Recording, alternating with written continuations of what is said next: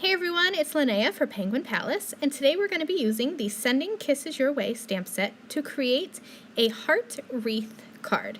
So this card is pretty much one layer, very clean and simple and easy to do, but one of my favorite things to do with stamp sets is to check out the little images and figure out how I could use those, and I just feel like that really stretches my stamp sets and it gives you more bang for your buck.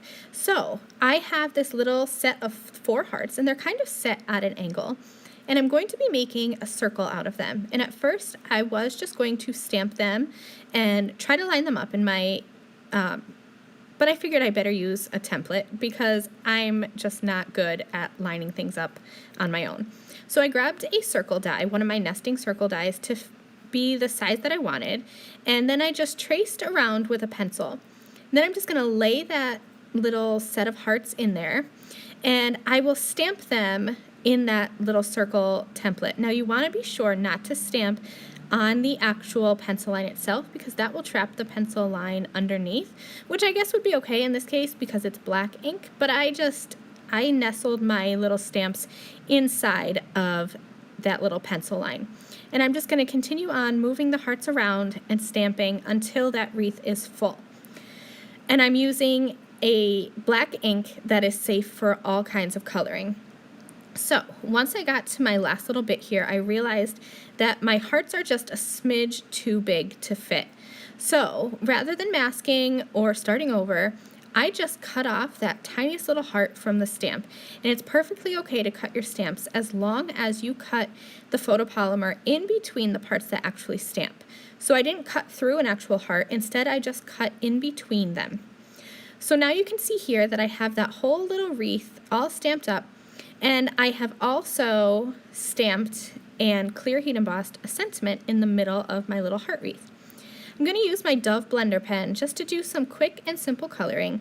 So I have some dye ink here, and I'm just going to color, and I think I'm skipping about 7 hearts in between, so I'll do 7 colors of ink.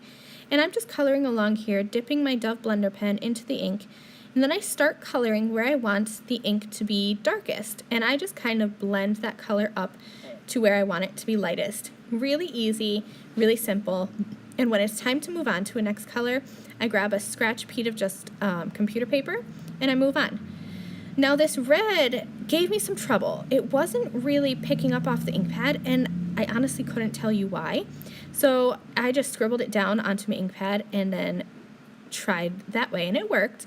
But because I had already worked that heart so much, my Dove blender pen started to kind of pull apart and my paper started to pull apart because there is some kind of blending fluid inside of the blender pen. I'm not sure exactly what it is. So just like with markers or like watercolors, you don't want to work the paper too much or it'll start to pull up. So now I have my whole rainbow wreath of hearts done, and I decided I wanted to add something else to the background, some stenciling. So I'm using my Versa marker. I started by using my anti-static powder bag over top of the hearts because I'm going to do some clear embossing. This is my favorite way to do masking, is just use my Versa marker, color over the images, and then sprinkle on some clear embossing powder and heat emboss.